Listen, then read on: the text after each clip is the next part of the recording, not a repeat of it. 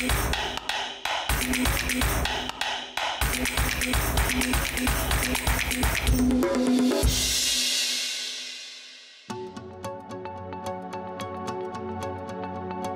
Portelli huwa kittieb u professur tal-edukazzjoni li jgħix bejn Malta u l-Kanada. John tkellem magħna dwar l-esperjenza lingwistika tiegħu f'dawn iż-żewġ pajjiżi u dwar is-sena tal-kitba, sena li baqa' jipprattika minkejja li jgħix il-bogħod mingħajr twelidu.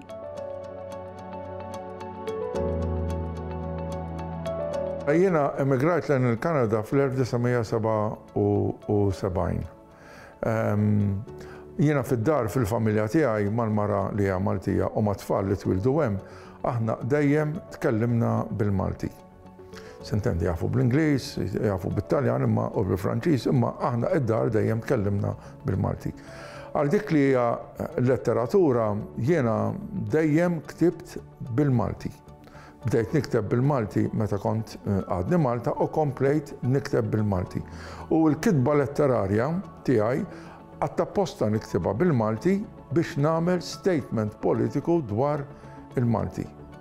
M'għandi xejn kontra l-Ingliż, kotba akademiċi ktibt xi 11, artikli bl-Ingliż ktibt ħafna, imma għal dik li hija letteratura inħoss li għandi dejjem nikteb bil-Malti.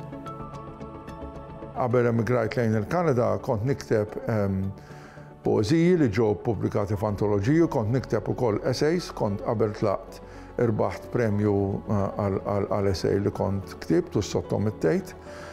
Mbagħad bqajt nikteb essenzjalment il-poeżija. Sintendi jiena għal żmien twil iffokajt fuq ix-xogħol akademiku, imma il-poeżija baqgħet għal-qalbi. U hemmhekk ippubblikajt 4 ġarbriet ta' poeżiji bil-Malti u wkoll maqlubin għall-Ingliż u wieħed minnhom l-Ingliż u bil-Franċiż. Imbagħad dal-aħħar 8 snin bdejt nifoka aktar fuq il-prosa. Jiġifieri ir-romanz kulħadd barra fajsa u żewġ ġabriet ta' stejjer. Wieħed minnhom li nqaleb ukoll għall-Ingliż. Nista' ngħid ukoll illi dal-aħħar 8 snin irnexxieli naqqad l-imħabba tiegħi għall-letteratura ma' anke x-xogħol akademiku u intellettwali li nagħlem li nagħmel illi fix-xogħol tiegħi fejn nagħlem fl-Università ta' Toronto dal-aħħar 8 snin żviluppajt kors ġdid u qed nagħmlu għal-studenti tad-dottorat u tal-masters dwar in-narrattiva tal-immigrazzjoni u tal-eżilju. U allura hawnhekk qed naqqad issa l-imħabba tiegħi għall-letteratura ma' dak ix-xogħol akademiku. U jiena bir-rispett kollu ġejt għall-konklużjoni li l-aktar xogħol intellettwali li jista' jagħmel effett fuq is-soċjetà naħseb huwa x-xogħol letterarju u mhux ix-xogħol riġidu akademiku. Il-kittieb hu dak li hu. U kittieb bħala bniedem jew bniedma għandu diversi identitajiet. Imma dawn l-identitajiet f'xi ħin jiġu flimkien u jintaġnu flimkien.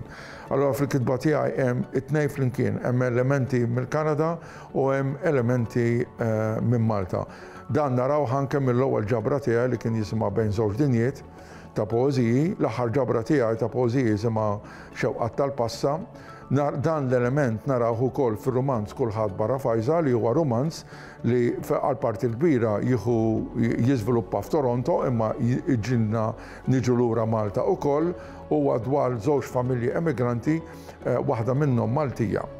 U hawnhekk insibu elementi li naħseb jiena fil-proża tiegħi ssib, jiġifieri r-realiżmu eżistenzjali bit-tensjonijiet tar-relazzjonijiet, it-tensjonijiet tal-ħajja tal-immigranti u l-konflitti li l-karattri jiltaqgħu magħhom meta ikollok konflitti bejn drawwiet ngħidu aħna Maltin u drawwiet barranin.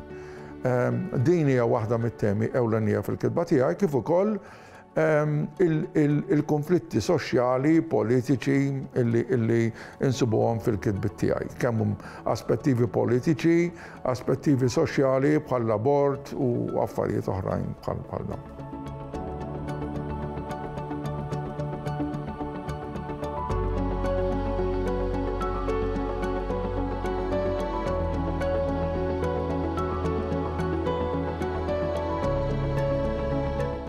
Il-Sinna jixtieq jirringrazzja lill kunsill Nazzjonali tal-Ilsien Malti, lid-Dipartiment tal-Malti fil-Fakultà tal-Arti l-Università, lill-Ministeru għall-Edukazzjoni u x-Xogħol u lill-Aġenzija Nazzjonali tal-Litteriżmu.